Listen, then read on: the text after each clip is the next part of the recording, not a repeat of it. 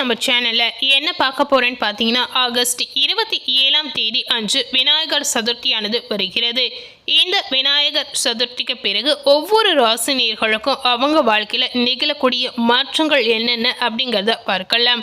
அந்த வகையில் மகர ராசினியர்களுக்கு இந்த விநாயகர் சதுர்த்திக்கு பிறகு வரக்கூடிய நாட்கள் எப்படிப்பட்ட ஒரு நாட்களாக இருக்க போகுது அப்படிங்கிறத தெரிந்துக்கோங்க.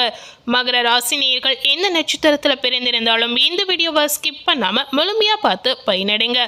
அதற்கு முன்னாடி விநாயகர் சதுர்த்தி அன்று இந்த மாதிரி ஒரு தெய்வ வழிபாட்டை நீங்கள் செய்து வரும் பொழுது கண்டிப்பாக உங்கள் வாழ்க்கையில் அதிர்ஷ்டத்தை மேம்படுத்தும் அப்படின்னு சொல்லலாம். அதிர்ஷ்டம் உங்கள் வீடு தேடி வரணும் அப்படின்னு நினச்சிங்கன்னா விநாயகர் சதுர்த்தி அன்று இந்த ஒரு எளிமையான பரிகாரத்தை மட்டுமே நீங்கள் செய்தாலே போதுங்க. ஸோ இந்த பரிகாரத்தை எப்படி செய்யலாம், இந்த பரிகாரத்தை செய்யறதுனால உங்களுக்கு என்னென்ன நன்மைகள் இதனால் கிடைக்க போகுது அப்படிங்கிறத வாங்க வீடியோக்குள்ளே போய் பார்க்கலாம். இந்த வருடம் ஆவணி மாதத்தில் வரக்கூடிய வளர்பிறை சதுர்த்தியை விநாயகர் சதுர்த்தி என்று கூறலாம். இது வருடத்திற்கு ஒரு முறை மட்டுமே வரக்கூடிய சதுர்த்தி என்பதால் அன்றைய தினத்தில் அனைவரும் விநாயகர் பெருமானை வழிபாடு செய்வாங்க. இப்படி விநாயகர் பெருமானை வழிபாடு செய்யும் பொழுது விநாயகருக்கு பிடித்தமான பொருட்களை வைத்து இந்த பரிகாரத்தை நீங்கள் செய்து வரும் பொழுது கண்டிப்பாக அவருடைய அருள் பரிபூரணமாக உங்களுக்கு கிடைக்க பெற்று உங்கள் வாழ்க்கையில் இருக்கக்கூடிய தரித்திரம் அனைத்துமே நீங்கி அதிர்ஷ்டம் உங்களை தேடி வரக்கூடிய வாய்ப்பை இந்த பரிகாரம் ஏற்படுத்தி கொடுக்கலாம். பொதுவாகவே ஒவ்வொரு தெய்வத்திற்கும் உகந்த நாள் என்று சில நாட்கள் இருக்கிறது. வருடத்திற்கு ஒரு முறை வரக்கூடிய நாட்கள் மிகவும் பிரசித்தி பெற்ற நாட்களாக சொல்லலாம். அந்த வகையில் வருடத்திற்கு ஒரு முறை வரக்கூடியது இந்த விநாயகர் சதுர்த்திங்க. இந்த விநாயகர் சதுர்த்தியை மிகவும் பிரம்மாண்டமாக கொண்டாடப்படுவார்கள். அதாவது இந்த விநாயகர் சதுர்த்தி அன்று செய்யக்கூடிய பரிகாரங்கள் பார்த்தீங்கன்னா 11 நாட்கள் தொடர்ந்து இந்த பரிகாரத்தை நீங்கள் செய்து வழிபாடு செய்யணும். 11 நாட்களும் விநாயகர் பெருமானுக்கு பிடித்தமான பொருட்களை வைத்து வழிபாடு செய்து வந்தீங்கன்னா அவர் மூலம் உங்களுக்கு நல்ல நன்மைகள் வாரி வழங்கக்கூடிய ஒரு வாய்ப்பை பெற்றுத்தரும். பொதுவாகவே விநாயகர் சதுர்த்தி அன்று என்ன செய்வோம் அப்படின்னு பார்க்கும் பொழுது விநாயகரை வீட்டிற்கு வாங்கி வந்து அவருக்கு உரிய பூஜைகள் செய்து வழிபாடு செய்வோம். இப்படி மேற்கொள்ளும் போது ஒரு சிறிய பரிகாரத்தையும் இதனுடன் சேர்த்து செய்து வரும் பொழுது கண்டிப்பாக அவருடைய அருளால் நமக்கு நன்மை உண்டாகும். ஸோ இந்த பரிகாரத்தை என்னென்ன பொருட்களை வைத்து செய்யணும் அப்படிங்கிறத பார்க்கலாம். இந்த பரிகாரத்திற்கு சிவப்பு நிற துணி கண்டிப்பாக அவசியம். அதே போல கோமதி சக்கரம் ஒன்று அவசியம். அடுத்ததாக முழுமையாக இருக்கக்கூடிய கொட்டை பாக்கு ஒன்று அவசியம். இந்த கொட்டை பாக்கு எங்கு கிடைக்கும் அப்படின்னு பார்த்தீங்கன்னா நாட்டு மருந்து கடைகளில் முழுமையாக கிடைக்கும் அப்படின்னு சொல்லப்படுது. ஸோ இந்த பரிகாரத்திற்கு இதனையும் வாங்கி வைத்து கொள்ளலாம். முதல்ல ஒரு தாம்பழத்தில் இந்த சிவப்பு துணியை விரித்து அந்த துணியில் கோமதி சக்கரத்தையும் கொட்டை பாக்கையும் வைக்க வேண்டும். இது உங்கள் வீட்டில் இருக்கக்கூடிய பூஜை அறையில் ஒரு இடத்தில் ஓரமாக வைத்து விடலாம். 11 நாட்கள் இந்த பூஜை முடிகிற வரையும் இந்த பொருட்களை நீங்கள் எடுக்கவே கூடாதுங்க. முதல் நாளாக விநாயகர் சதுர்த்தி அன்று இந்த தாம்பழத்திற்கு முன்பாக ஒரே ஒரு மோதகத்தை வைத்து ஓம் கணபதியே நமக என்ற மந்திரத்தை 108 முறை உச்சரிக்க வேண்டும். இப்படி உச்சரித்து முடித்த பிறகு கற்பூர தீப தூப ஆராதனை காட்டி பூஜையை நிறைவு செய்து விடலாம். அதே போல அடுத்த நாள் இதே தாம்பலத்திற்கு முன்பாக உட்கார்ந்து 2 மோதகத்தை வைத்து அதே மந்திரத்தை 108 முறை உச்சரிக்கணும். இப்படி ஒவ்வொரு நாளாக ஒவ்வொரு மோதகத்தை அதிகரித்து கொண்டு வைத்து இந்த மந்திரத்தை கூறி நீங்கள் வழிபாடு செய்யணும். கடைசியாக 11வது நாள் 11 மோகத்தை வைத்து அதே மந்திரத்தை 108 முறை கூறி வழிபாடு செய்து முடித்து விடலாம். 12வது நாள் பார்த்தீங்கன்னா இந்த துணியில் இருக்கக்கூடிய பொருட்களை அப்படியே மூட்டையாக கட்டி நீங்கள் பணம் வைக்கும் இடத்தில் வைத்து விடலாம். இப்படி செய்வதன் மூலம் விநாயகர் பெருமானின் மந்திரத்திற்கு உரிய சக்தி அனைத்துமே அந்த பொருட்களில் சேர்ந்திருக்கும். ஏற்கனவே அந்த பொருட்களில் பல தெய்வீக சக்தி இருக்கும் பட்சத்தில் விநாயகரின் மந்திரமும் அதனுடன் சேர்ந்திருக்கும் பொழுது நமக்கு இருக்கக்கூடிய துரதிர்ஷ்டம் அனைத்தும் நீங்கி அதிர்ஷ்டத்தை ஏற்படுத்தும்.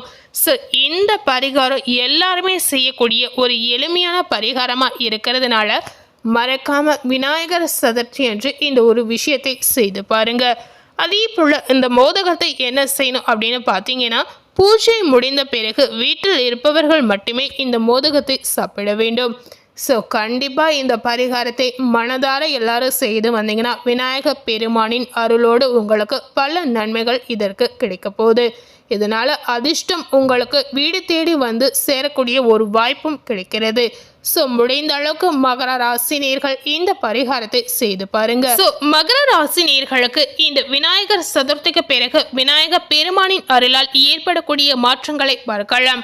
ஆவணி மாத கிரக நிலைகளை ஆராய்ந்து பார்க்கும் பொழுது இந்த மாத தொடக்கத்தில் உங்களுடைய ராசிநாதன் சனி தனஸ்தானத்தில் வக்ரம் பெற்று சென்றிருக்கிறார். அவரோடு ராகுவும் இணைந்திருக்கிறார். ராகுவை போல கெடுப்பானும் இல்லை அப்படின்னு சொல்வாங்க. அந்த அடிப்படையில் வருமானம் மகர ராசினியர்களுக்கு என்னதான் திருப்திகரமாக இருந்தாலும் உங்களுடைய ராசிநாதன் வக்ர இயக்கத்தில் இருப்பதால் செலவுகள் உங்களுக்கு நிறைய ஏற்படும்.